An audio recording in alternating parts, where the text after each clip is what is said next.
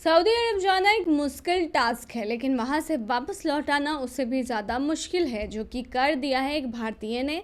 और वो आखिरकार तमाम मुश्किलों को झेलने के बाद इंडिया वापस लौट आया। नमस्कार, स्वागत है आपका हमारे चैनल डेली सऊदी न्यूज पर। खबर शुरू करने से पहले जरूरी जानकारी आपको दे दें कि अगर आप सऊदी में फंस गए हैं, वहां पर नियोक्ता आपको छोड़ नहीं रहा है, आप अपने देश वापस लौटना चाहते हैं, तो ऐसे में आपको पता नहीं है कि आप क्या करें, तो बता दें कि आप घबराएं नहीं। नीचे दिए हुए कांटेक्ट नंबर पे आप कांटेक्ट कर सकते हैं। वहां से आपको जो जरूरी हेल्प है वो मिल जाएगी। कानूनी प्रक्रियाओं के तहत सारी कार्रवाई करके आपको महज 3 से 4 दिन के अंदर खरूज लगाकर वापस अपने देश सही सलामत पहुंचा दिया जाएगा। तो दिए गए नंबर पर आप संपर्क कर सकते हैं। देखिए, रामनगर का एक 26 वर्षीय व्यक्ति जो पिछले साल सितंबर में नौकरी की तलाश में अपनी बहन की शादी के लिए पर्याप्त पैसे बचाने के लिए ये उम्मीद करते हुए कि वहां पर उससे अच्छी सैलरी मिलेगी, वो सऊदी अरब चला गया था। लेकिन वहां पर उसे एक भयानक एक्सपीरियंस मिला, जिसके बाद अब वो वापस आ गया है। जब उसकी माँ को उसके बेटे की दुर्दशा के बारे में पता चला तो उसने मदद की गुहार लगाई। जिद्दा के कन्नड़ एसोसिएशन और एनआरआई फोरम कर्नाटक ने उसके बचाव में मदद की है।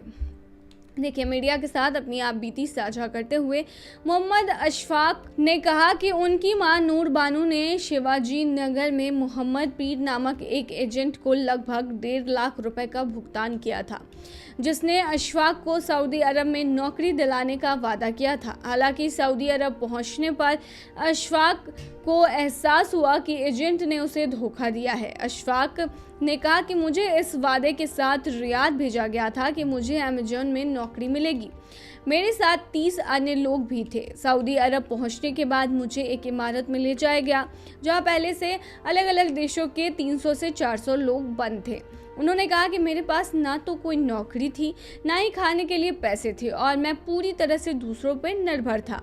जब मैंने एजेंट से संपर्क किया तो उसने कोई भी हेल्प नहीं की। बाद में अशफाक को एयरपोर्ट पर क्लीनर, डेयरी में food delivery agent, glass cleaner आदि के तौर पर काम करने के लिए मजबूर होना पड़ा। उन्होंने कहा कि मुझे पैसे नहीं दिए गए। जब भी मैंने पैसे मांगे मुझे दूसरी जगह भेज दिया गया। जब मैं बीमार पड़ा तो मुझे डॉक्टर के पास भी नहीं ले जाया गया। उन्होंने कहा कि चूंकि मेरे पास रेसिडेंस परमिट नहीं था, इसलिए मैं डॉक्टर से परामर्श नहीं कर सका। मेरे साथ जो लोग थे वो भी मेरी मदद करने की स्थिति में नहीं थे। नूर बानू ने कहा कि जब उनके बेटे ने उन्हें अपनी दुर्दशा के बारे में बताया तो उन्होंने एजेंट से बेटे को वापस लाने की बात कही, लेकिन उनकी गुहार सुनने के बजाय अशफाक के साथ और भी बुरा बर्ताव उन लोगों ने करना शुरू कर दिया।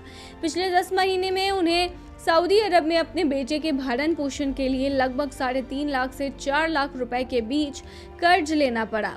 फरवरी में उन्होंने एजेंट के खिलाफ कार्रवाई की मांग करते हुए अशोकनगर पुलिस से संपर्क किया, लेकिन कोई फायदा नहीं हुआ। इस बीच अशफाक अपने श्रमिक आवास से भागने में कामयाब रहे और एक कन्नड़ साथी की मदद से जिद्दा में एनआरआई फोरम कर्नाटक से उन्होंने संपर्क किया।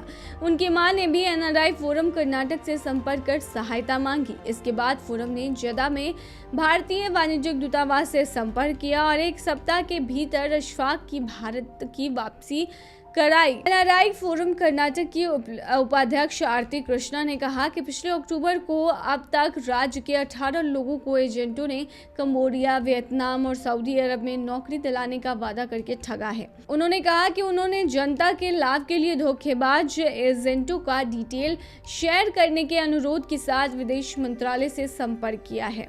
तो ये थी तमाम जानकारी। बने रहिए ऐसी तमाम खबरों के लिए डेली सऊदी न्यूज पर।